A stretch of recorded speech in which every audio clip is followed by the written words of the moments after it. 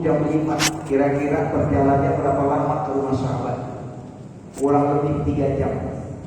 Sampai ke rumah sahabat, diketok pintunya. Assalamualaikum. Waalaikumsalam. Yang jawab istrinya. Ditanya oleh Rasulullah, apakah benar ini rumah sahabat? Ya Rasulullah. Istrinya menjawab, mana sahabat? Biasanya dia rajin sholat di masjid.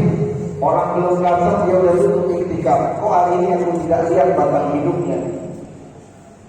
Istrinya menjawab dengan tersenyum-senyum, keluar air mata terisak-isak. Kalau orang lagi nangis gimana? Ya Rasul, suami saya sahabat meninggal tadi setelah subuh, baru saja selesai dimakamkan. Rasul bersedih, Inna lillahi wa inna ilaihi raji'un. Lalu kalau begitu saya mengucapkan duka cita yang sebesar-besarnya. Rasul kemudian pamit. Sebelum pamit istrinya ngomong, tunggu ya Rasul, saya punya ganjalan di dalam hati ini. Kenapa? Tadi ketika suami saya sakaratul maut, mau dicabut nyawanya oleh Allah Subhanahu wa taala, saya bingung. Biasanya orang kalau sakaratul maut ada yang diam, ada yang ngorok, ya tidak. Ada yang bengong, ada yang mencoba talkinkan. Biasanya udah susah kalau orang sakaratul maut. Kenapa? Di situ perjuangan seseorang menghadap kepada Allah Subhanahu wa taala. Di situ dia bertempur dengan setan, karena setan mengganggu pada saat itu untuk mengeluarkan manusia dari imannya. Makanya paling penting pada saat-saat detik terakhirnya seorang hidup adalah ketika mau matinya. Dia itu termasuk husnul khatimah atau su'ul khatimah. Saya bingung ya Rasul, kok sahabat ketika sakaratul maut dia ngomong, teriak ya Rasul. Teriaknya ini sambil diikuti dengan 3 kalimat. Apa yang diucapkan sahabat?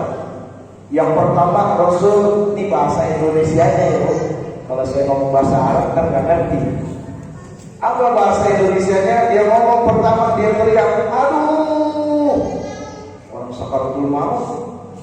Aduh, kenapa tidak jauh? Yang kedua, aduh, kenapa tidak yang baru? Lalu yang ketiga, aduh, kenapa tidak semuanya? Ini saya bingung ya Rasul. Apakah sahabat lagi disiksa? Apakah sahabat lagi berantem sama setan? Kok dia ngomongnya seperti itu? Kata Rasul, Rasul langsung berfirman dalam surat Al-Qaf ayat 22. Laqad kanat fi ghaflatin min hadza fakashafna ghita'aka al-yawm fakashafna ghita'aka fabasaruka al-yawma hadid. Sungguh kami telah melalaikan dirimu tentang hal ini.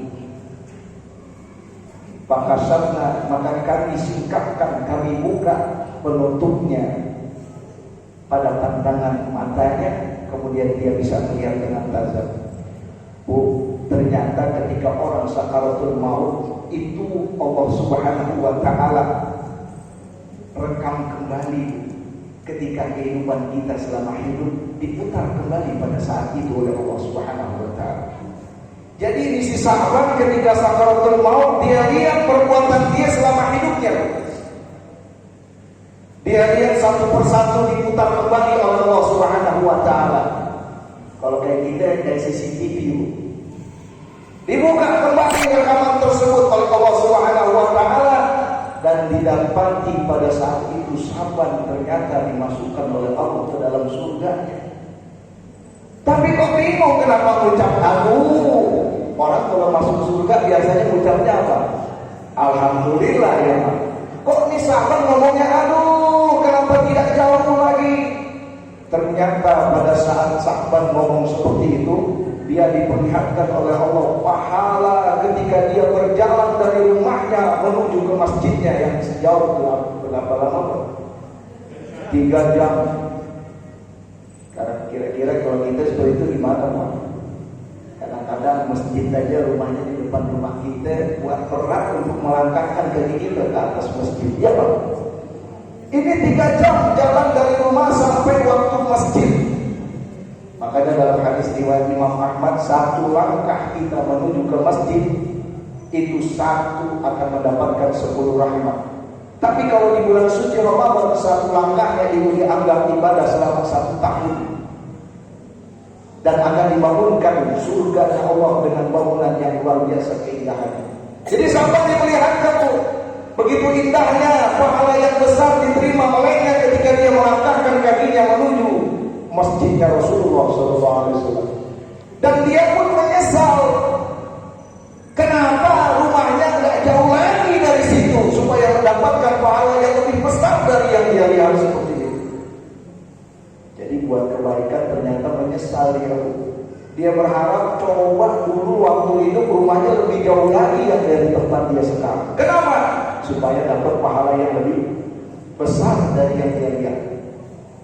Setelah itu sahabat masuk di surga, dia lihat pahalanya berjalan kembali. Sahabat kemudian diperlihatkan lagi oleh Allah pahala yang kedua yang lebih besar lagi. Tetapi ternyata sahabat bukannya alhamdulillah mengucapkan, aduh kenapa tidak yang baru? Pahala apa itu ya Rasul? Ini sahabat waktu mau subuh ternyata di rumahnya hujan gede. Hujan gede sangat besar hujan ketika kalau buka pintu, waduh.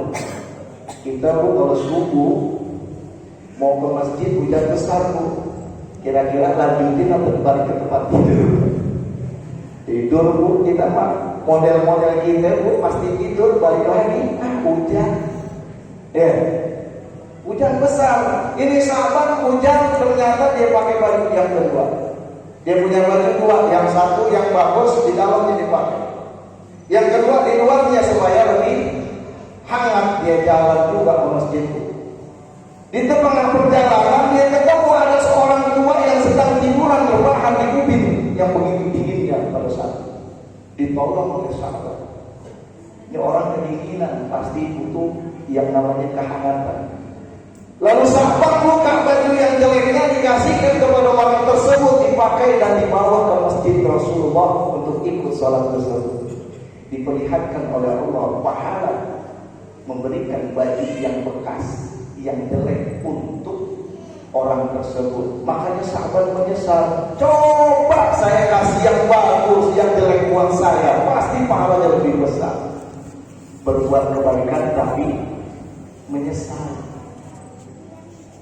Lalu yang ketiga, gimana ya Rasul? Kok dia ngomong aduh kenapa tidak semuanya? Ternyata sahabat setelah sholat subuh dia mau pulang. Tengah jalan dia mampir di kedai kopi. Ya kalau habis sholat subuh bawahnya apa? Ngopi gitu lah, lapar. Dia berhenti di kedai kopi. Biasa dia beli susu segelas sama roti. Roti kita beda sama orang Arab tuh. Boleh pernah pergi haji belum? Kalau roti kita segini kalau roti orang Arab lebih besar lagi. Ini sahabat kasihan ketika dia lagi mau ngopi dengan susu, ada roti. Ketika mau makan pengemis datang, Tuhan, saya udah 3 hari gak makan, tolong berikan dong sebagian dari yang kau punya.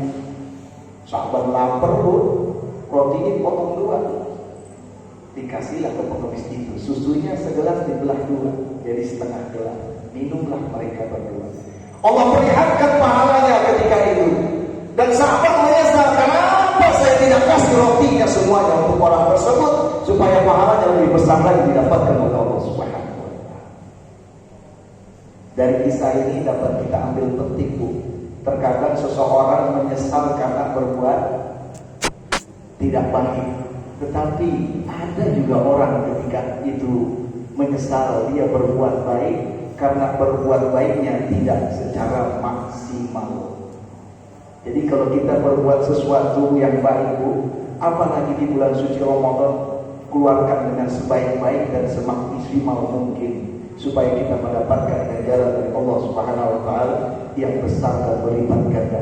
Dan memang hanya di bulan inilah kesempatan kita untuk mendapatkan anugerah dari Allah Subhanahu wa Ta'ala. Bayangkan ibu mengerjakan yang sunnah pahalanya ulang wajib.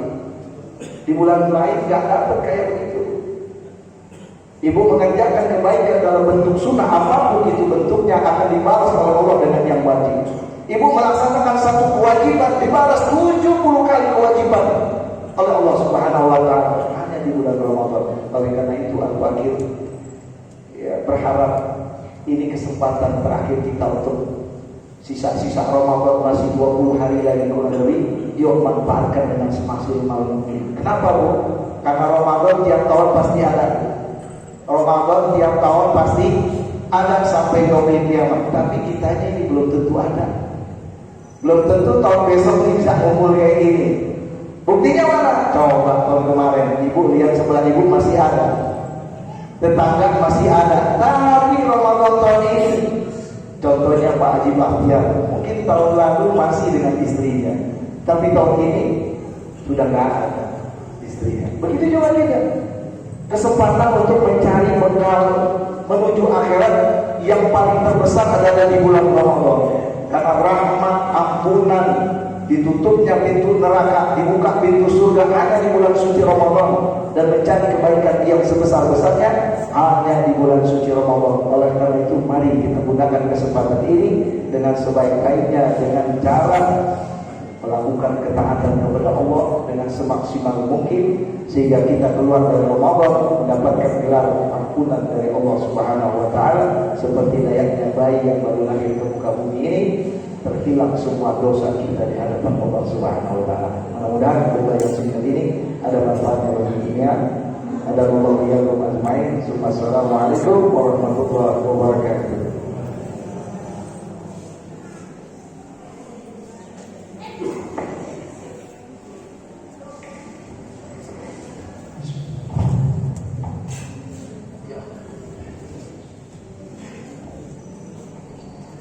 Assalamualaikum